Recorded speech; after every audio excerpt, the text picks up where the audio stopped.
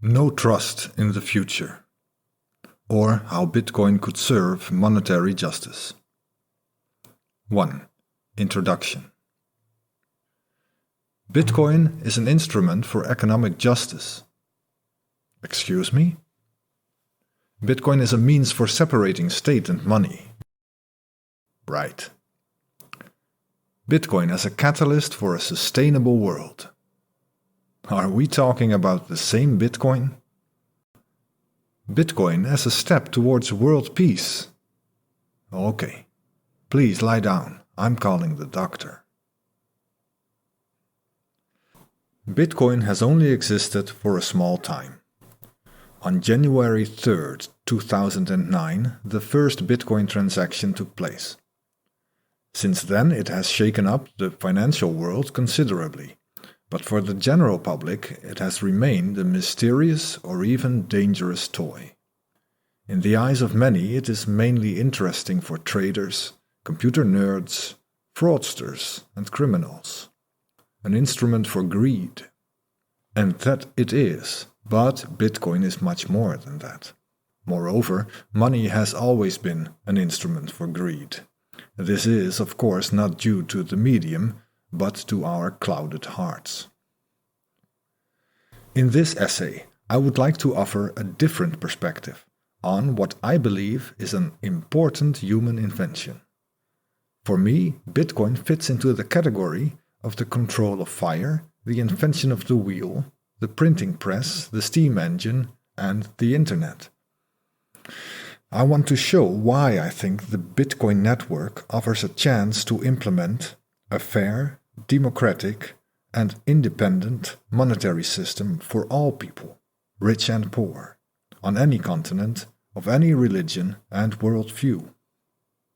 The underlying reason for this possibility is that, for the first time in human history, we have a system at our disposal that does not require us to rely on any trusted party and therefore allows us to separate the monetary system from the state. The implications of this are far-reaching. Economic and monetary justice become more attainable. Communities could become stronger and more stable, and a significant step towards world peace can be taken.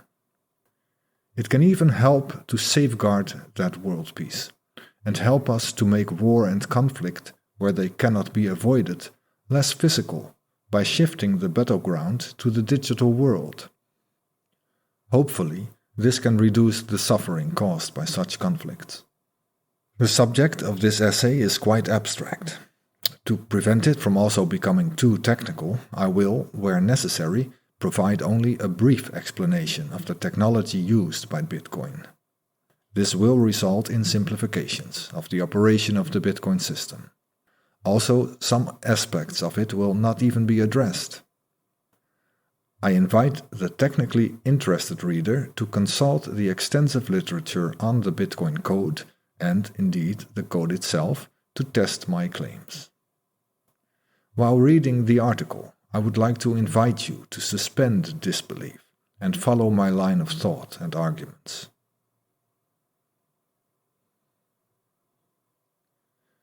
Two, Bitcoin as an instrument for economic justice. Justice is one of the most important pillars, if not the most important, on which world peace will have to rely. Without justice, there can be no peace. It's that simple. This justice must be reflected in all aspects of social life, including the economy. You don't have to be educated, well-traveled, or visionary to know that economic justice is not currently written high on the banners of the world order. We are making a mess of it. Not to say it is a poignant, meager, and frightening spectacle in which a large part of humanity has to make do with the crumbs that a satiated rich elite shakes from their napkin. Magical money creation and shady monetary policy. Although I certainly do not wish to start complaining, some exploration of how this inequality arises is necessary to understand the alternative that Bitcoin has to offer. Therefore, it is necessary to take a look at money creation and monetary policy as they are currently being applied in most parts of the world to try to steer the economy. Money creation works as follows. A bank types in a number in a computer program, and then that number exists as money. You don't believe it? That's understandable, because it is absurd. But unfortunately, that absurdity is the essence of the reality of money creation. Let me explain. Long ago, payments were made with gold and silver until it was realized that there was a more practical way to pay for things than carrying heavy precious metals around: paper money, which was directly exchangeable for a certain amount of gold or other precious metals. This paper money was at first issued by a trusted partner as an IOU. You could take your paper money to the bank and get your gold back in return. Much more practical. Quite soon, the state, as the most trusted and authoritative partner, took over the task of money issuance. In this way, all paper money was backed one-to-one with gold, silver, or sometimes copper. Eventually, after many years and various intermediate steps, this so-called gold standard was completely abandoned. The currencies that were created then are the money as we know it today.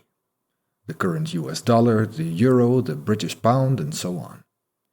These are called fiat currencies. They have the consent, the fiat, of a national government and derive their value entirely from the confidence that the users of it have in the state that issues it. There is no physical product, gold, silver, oil, pearls, shells, etc., attached to the amount of currency in circulation. Meanwhile, money is no longer only issued by governments and central banks, which in many cases are not state institutions but privately owned companies, with the American Federal Reserve Bank being the most prominent example, but also by consumer banks. This works as follows. A bank is obliged to maintain a certain ratio between issued loans and their own money reserve. For a long time, this ratio was about 1 to 10. If the bank granted a loan of $10,000, the bank had to have $1,000 of that in reserve. Now read this sentence again. A bank types in a number in a computer program, and then that number exists as money. Do you see it happening? Magical money creation out of nothing. The bank had $1,000, but transferred $10,000 to its customer, $9,000 of which have just materialized, as debt, mind you. Those $9,000 that did not exist a moment ago now must be repaid to the bank. About inflation and debt. There is this widespread myth about inflation being a mysterious phenomenon. There is nothing mysterious about it. It is a straightforward and logical outcome of money printing. Looking back, starting from the inception of the United States Federal Reserve Bank in 1913, when money printing was handed over from the government to private bankers, the effects of inflation are staggering, as you can clearly see in the following image. Maybe you have a mortgage. Your house probably cost more than you had saved, so you decided to take out a loan from the bank. After all, the bank has the money, so the implicit thought goes. But that is not the case. Your bank has conjured up the money with which your house was purchased out of thin air. Ta-da, the bank says. We run the risk that the money may not come back, so you have to pay interest. In reality, the money was not there, and the risk is a paper risk. Although banks can theoretically collapse if too many outstanding debts have to be written off on paper, in practice the large banks are bailed out when they get into difficulty. This is done through monetary policy, which we will discuss later. Or a bank in need is simply bought up by the state with your money, because the state is us, right? Almost all the money in circulation has thus been created as debt. This also immediately explains where inflation comes from. More and more money is being made, and where there is more of something, it becomes worth less. The customer pays this money created out of thin air back to the bank with interest. Incidentally, this interest was never created. Think about it. How can we all repay money that doesn't exist? Thus, the economy has become a rat race. More and more people and institutions cannot pay their interest and disappear from the economic scene. It is an absurd, perhaps even insane situation, and, of course, completely unjust. To start seeing the absurdity and unsustainability of the current monetary system, one only needs to let the next image really sink in. It shows us the amount of interest the US government, the true champions of debt, needs to pay. As of 2023, this figure exceeds the nation's GDP. Every time I look at it, I'm lost for words. How can this be? Why do we allow this insanity? Really, why do we? Bitcoin's alternative. There is much more to say about how all this works, and the above is only a rough simplification of reality. Unfortunately, that does not mean it is incorrect. Bitcoin offers a historically new and truly innovative alternative to the situation just described. This innovative character has three aspects. A. Trust is not needed in order for the transactional system to function. B. Inflation is strictly controlled and ultimately no longer possible, or at least so unlikely that it can practically be ruled out. C. Monetary policy is determined by a much broader network of stakeholders than just a non-democratically elected board of a central bank. I will now discuss these three aspects below. Don't trust, verify. First, let's examine trust. Bitcoin is characterized as a trustless system. At first glance, this may seem like a negative thing. We want trust, right? We need to trust each other, right? Because what are we if we do not trust each other? Well, we'd be human. Humans deceive, humans steal, humans manipulate. Among many other good traits, unworthy ones are definitely part of the human spectrum. And some systems we have designed actually make it easier for us to manifest these traits than to circumnavigate them and choose the straight and narrow. The monetary system is quite clearly one of those systems. Money itself conjures up greed and all bad habits associated with it more than anything else. So if we could devise a system that negates the need for trust when transacting value, wouldn't that be a good thing? Wouldn't that at least show some knowledge of our human nature? I surely think it would. But for all of human history, trust has been a prerequisite for making deals and transactions. And the transactions we make are not always with people we know and trust. This is where the bank stepped in. Banks tell us that yes, this other party does indeed have the money that is needed for making this deal or transaction. It functions as a trusted third party. Unfortunately, these trusted third parties have not proven themselves to be so trustworthy over time. Bankers are mere humans, and their close proximity to the wellsprings of material wealth have made them arguably more susceptible to the siren calls of greed than most others.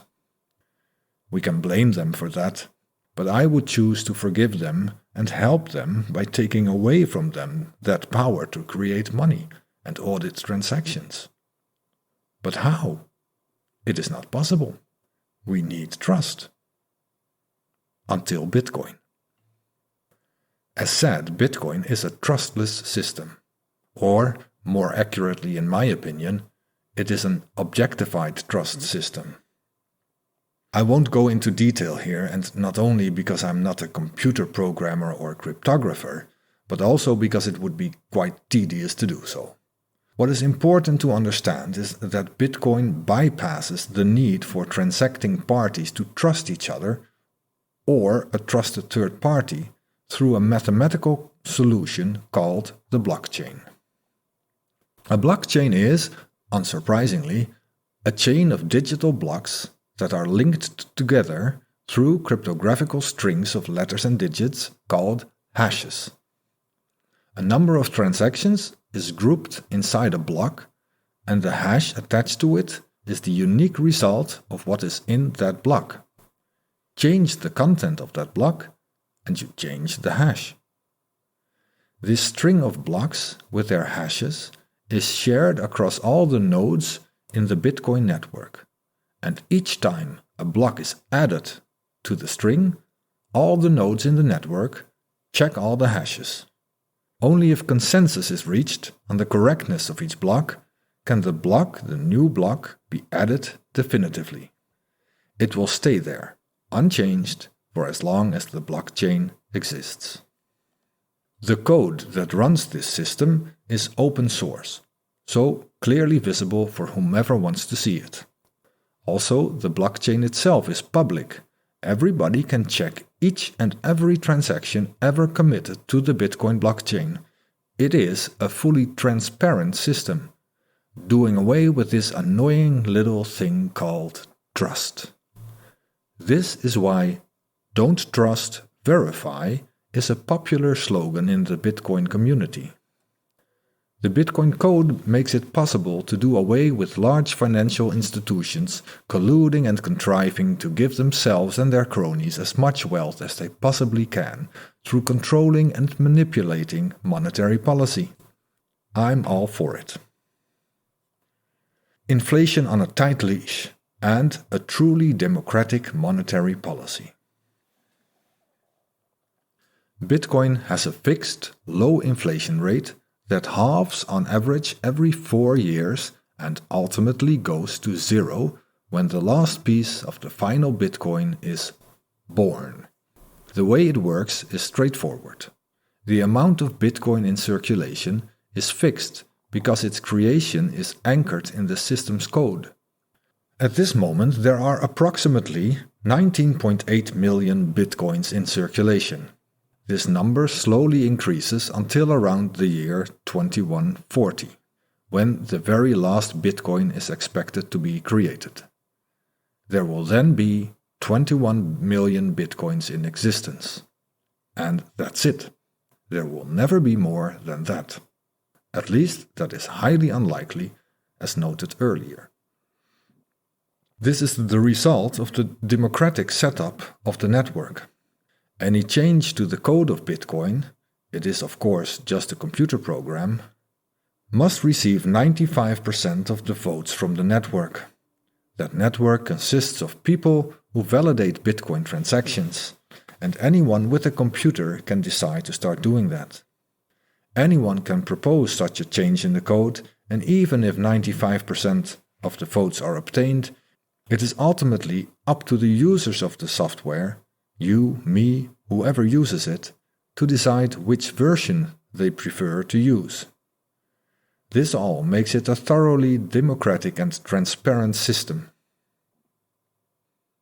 An economic shipwreck.